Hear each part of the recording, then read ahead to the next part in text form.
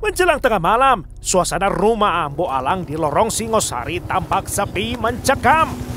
Menunggu Ambo Alang tertidur lelap, jarum waktu terasa berdetik lambat bagi komplotan jahat. Mal, si Amri udah balas SMS belum? Terus Ambo Alang udah tidur belum? Belum. Kita tunggu aja. Akankah Ambo Alang mati di tangan dua pemuda ini? Duo eksekutor sudah bersedia-sedia dengan senjata telanjang di tangan mereka. Udah, kamu tenang aja, jangan berisik. Ayah udah SMS kakak dari tadi siang. Jadi nggak mungkin dia ketiduran. Amri SMS. Duet pembunuh bayaran singgah sesaat di halaman rumah calon korban menunggu dibukakan pintu depan.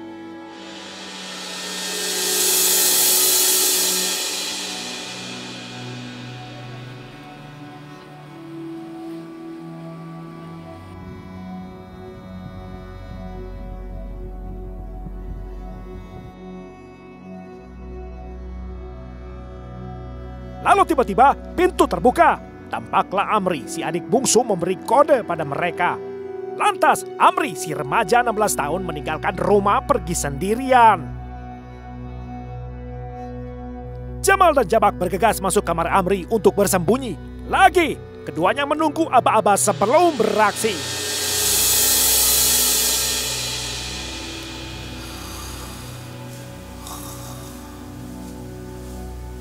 Di tempat peraduan, Indoase seranjang dengan sang calon korban.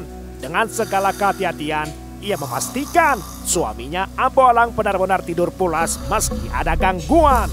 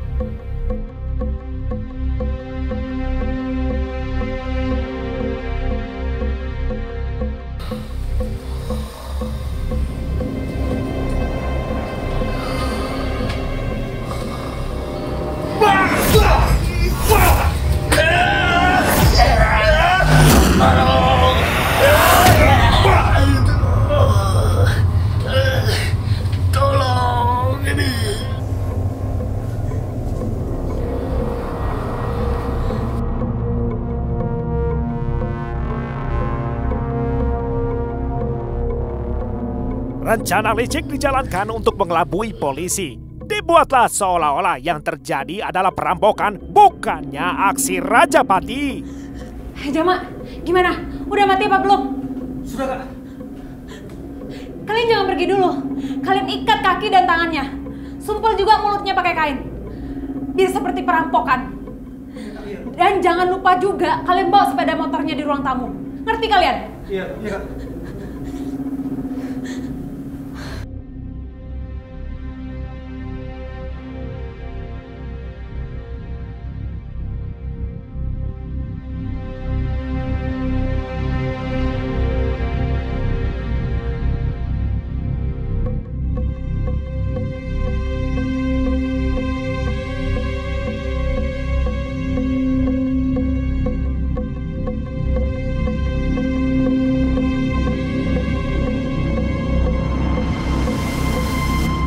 Dengan demikian tuntaslah aksi kejahatan. Dan benar saja, arah penyelidikan polisi sesuai harapan.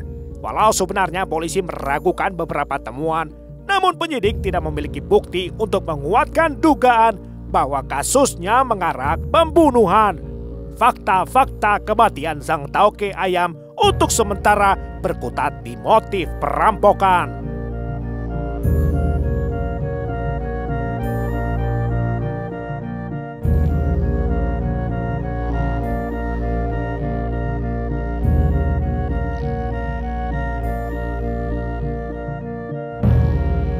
9 bulan setelah suaminya mati, Indoase menikah lagi.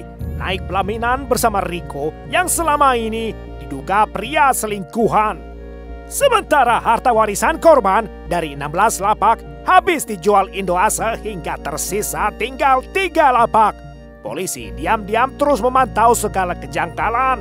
Akhirnya unit Reskrim Polsekta Jambi Timur melanjutkan penyelidikan berdasarkan dugaan awal yakni pembunuhan.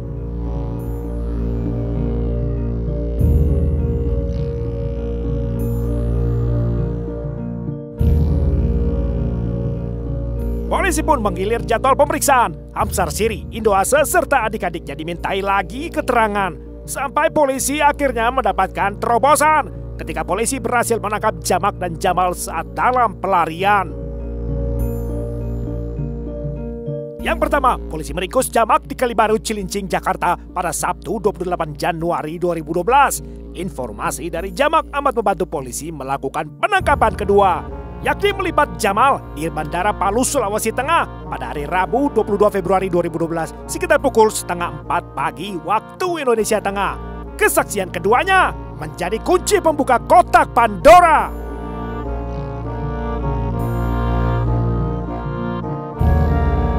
Singkat cerita, di awal tahun 2012 mereka reuni keluarga, tetapi di dalam kamar sel Mapolsekta. Lengkap mulai dari Indoase, ayahnya Hamsar Siri, serta 3 adiknya Aswar, Jamal, dan Amri, ditambah pula Jamak, orang terdekat mereka. Mereka ditetapkan sebagai tersangka, dijerat pasal pembunuhan berencana dengan ancaman hukuman sesuai masing-masing peran mereka. Majelis Pengadilan Negeri Jambi menyatakan bahwa Indoase serta ayahnya Hamsar Siri terbukti menjadi dalang pembunuhan berencana sehingga diganjar hukuman pidana 20 tahun penjara. Kemudian Jamal dinilai terbukti secara meyakinkan melakukan pembunuhan terhadap korban, lantas diganjar hukuman pidana 18 tahun penjara. Kedua adiknya, Aswar dan Amri, juga tak lepas dari hukuman penjara. Aswar kena vonis 15 tahun, sedangkan dalam sidang terpisah sebab masih di bawah umur, Amri diganjar vonis penjara 4 tahun. Dan terdakwa terakhir, Jamak alias Jamaluddin, juga dinyatakan bersalah melakukan pembunuhan berencana. Majelis hakim yang diketuai Hakim Nelson Sitanggang mengganjarnya dengan hukuman pidana 20 tahun penjara. Keadilan akhirnya ditegakkan setelah 2 tahun kemudian.